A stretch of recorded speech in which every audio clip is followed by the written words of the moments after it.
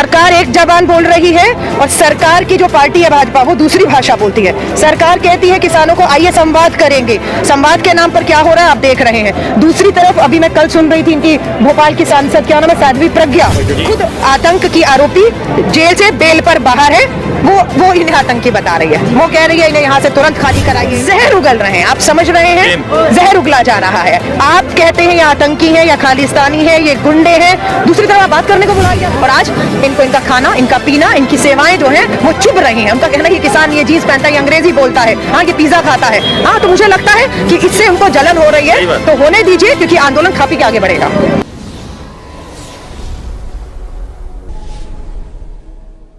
नमस्कार, आदाब, स्वागत है आप सभी का और मैं हूं आपके साथ फराह खान। मैं इस वक्त मौजूद हूं सिंघू बॉर्डर पर। आप देख सकते हैं अलका जी यहाँ पर आई हैं किसानों का समर्थन देने। सीधे इनके पास चलते हैं, किस तरह से समर्थन देना है आप किसानों को? हमारा अन्नदाता है ये, हाँ, और हम दिल्ली के हैं। ये दिल्ली की दहलीज पर पिछले 17 दिनों से बैठा हुआ है। आप समझ रहे हैं, अगर आज हम अपने अन्नदाताओं के साथ नहीं खड़े हुए तो ये देश एक समय पर जो कृषि प्रधान देश था उसमें भूखे मरने की नौबत आ जाएगी अगर इस अन्नदाता को हमने ताकत ना दी। आज दुख से कहना पड़ रहा है, हम दिल्ली के हैं, दिल्ली की सत्ता में बिठाने वाले यही मजदूर, यही किसान है।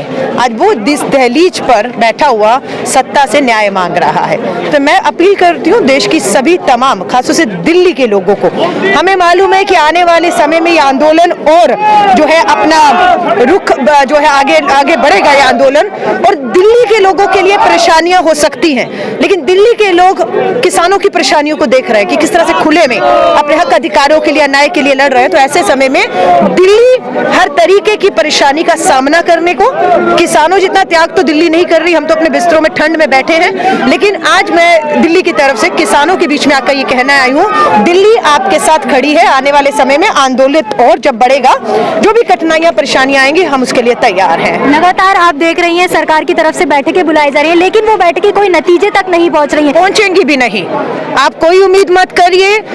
सरकार एक जबान बोल रही है और सरकार की जो पार्टी है भाजपा वो दूसरी भाषा बोलती है। सरकार कहती है किसानों को आइए संवाद करेंगे, संवाद के नाम पर क्या हो रहा है आप देख रहे हैं। दूसरी तरफ अभी मैं कल सुन रही थी इनकी भोपाल की सांसद, क्या नाम है, साध्वी प्रज्ञा जी, हाँ, और वो क्या नाम है दूसरी, रागनी तिवारी, जहर उगल रहे हैं, आप समझ रहे हैं, जहर उगला जा रहा है। आप कहते हैं ये आतंकी है या खालिस्तानी है, ये गुंडे हैं, दूसरी तरफ आप बात करने को बुला रही है आपकी सरकार। विपक्षी पार्टियों के नुमाइंदे भी कहा जा रहा है। कुछ भी कहे, देखिए ये हमारा अन्नदाता है। कांग्रेस पहले ही साफ कर चुकी है, और कांग्रेस ही नहीं 24 राजनीतिक दल राष्ट्रपति जी को भी जाकर मिले, साफ कर चुके हैं पहले दिन से कि हम अन्नदाताओं के साथ हैं। आज ये अन्नदाता अगर हारेगा तो ये मैं नहीं, देश भूखमरी के ओर जाएगा।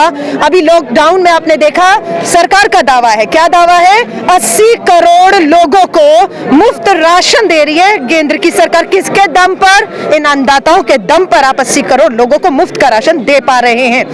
किसके दम पर? देश की डूबती अर्थव्यवस्था में अगर कहते हैं ना तिनके को सहारा या उम्मीद की किरण, ये किसान कृषि सेक्टर बना रहा, हमारी डूबती जीडीपी को सिर्फ इन्होंने बचाया है। तो आज अगर ये देश दिल्ली की दहलीज पे बैठा है, ठंड बारिश खुले में, हमारी माएं बैठी हुई हैं, और अगर आज इनको ये इस तरह के शब्द इस्तेमाल करेंगे तो मुझे लगता है समय आ गया है और ताकत बनकर। मैंने दिल्ली की तमाम महिलाओं को अपील की है कि आजादी के आंदोलन में भी महिलाओं की बहुत बड़ी भूमिका रही थी, अब उनको घरों से निकल के इस मोर्चे को फ्रंट से संभालने की जरूरत है। आपने देखा होगा जिस तरह से जब देश भर के किसान दिल्ली की तरफ कूच कर रहे थे, उन्हें रोकने के लिए सत्ताधारी सरकार या फिर वो कहें तानाशाही सरकार ने उन्हें रोकने के लिए आंसू गैस के गोले छोड़े, लाठियां बरसाई। जिन बूढ़े किसान जो हमारे अन्नदाता कहलाते हैं उन पर लाठियां, उनको तरस नहीं आया। तो अब एमपी के और राजस्थान के किसान भी दिल्ली की तरफ कूच कर रहे हैं, तो उनके लिए क्या सरकार ऐसा कुछ करेगी आगे? देखिए, ये पहले कह रहे थे चंद मुट्ठी भर पंजाब के कांग्रेसी किसान हैं, फिर हरियाणा भी किसान आ गए, उत्तर प्रदेश के किसान आ गए। कल आप देखिए तस्वीरें, पूरे राजस्थान के मुख्यमंत्री ने जो जयपुर बॉर्डर बंद करने की घोषणा की, सरकारें खड़ी हैं कांग्रेस की, और पूरा वहां से जो किसान राजस्थान से चल चुका। और आने वाले समय पर आप देखेंगे हमारा तमिलनाडु का किसान यहाँ पर बैठ के, माफी चाहूंगी, चूहे मुंह में डालकर किसी तरह भी ध्यान खींचना चाह रहा था अपने मुद्दों की तरफ, ये सत्ता सो रही थी, और आज इनको इनका खाना, इनका पीना, इनकी सेवाएं जो हैं वो चुभ रही हैं। हैं। उनका कहना है कि किसान ये जीन्स पहनता है, ये अंग्रेजी बोलता है, हाँ ये पिज्जा खाता है। हाँ, तो मुझे लगता है कि इससे उनको जलन हो रही है, तो होने दीजिए, क्योंकि आंदोलन खा पी के आगे बढ़ेगा। एक आखिरी सवाल मैं और करना चाहूंगी। रागिनी तिवारी और जो भाजपा के कई नेता हैं वो बुरी तरीके से इस आंदोलन को खत्म करने की कोशिश कर रहे हैं, षड्यंत्र रच रहे हैं, उस पर क्या कहेंगे आप? देखिए, मैं फिर आपसे कह रही हूँ, साध्वी प्रज्ञा खुद आतंक की आरोपी जेल से बेल पर बाहर है, वो इन्हें आतंकी बता रही है। वो कह रही है इन्हें यहाँ से तुरंत खाली कराइए। भाजपा के और नेता बता रहे कि जाफराबाद में जो हुआ हम लोगों ने देख लिया, आपने ये सड़क खाली नहीं कराई तो जाफराबाद दोहराएंगे। पुलिस कोई कार्रवाई नहीं कर रही उनके ऊपर। बट मैं यहाँ ये कह रही हूँ, ये हम सब के लिए आज चुनौती है कि सब कुछ सुनने के बाद, मैंने अभी हम लोग जब भारत बंद था 8 तारीख को 32 किलोमीटर में पैदल चल के आई थी गांधी के स्टैचू से। 32 किलोमीटर। एक युवा यहाँ खड़ा था, उस युवा के हाथ में था मैं आतंकी नहीं हूँ।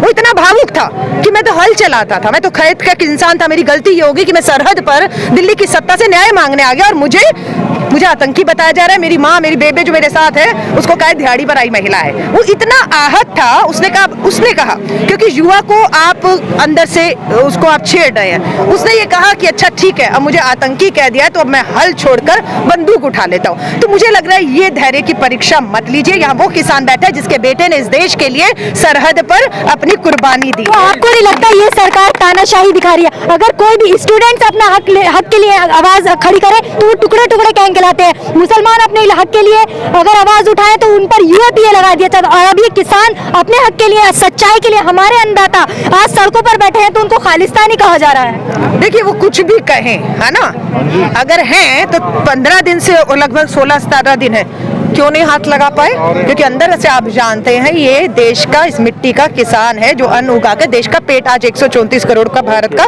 पाल रहा है। तो हकीकत मालूम है, बस सच्चाई को स्वीकार नहीं कर रहे हैं और कुछ नहीं है। पूंजीपतियों के दबाव में आपको मालूम है ये कानून लाया कब गया था? जून में। तालेबंदी थी, किसान संगठन घरों में बंद थे हम सब लोग। क्या कमजोरी, मजबूरी थी आपकी कि जून में चोर दरवाजे से चुपचाप अध्यादेश के माध्यम से ये कानून लाते हैं? इसका जवाब आज तक इनके पास नहीं है। तो बात यही कि अब तो ये कानून वापस होकर ही रहेगा।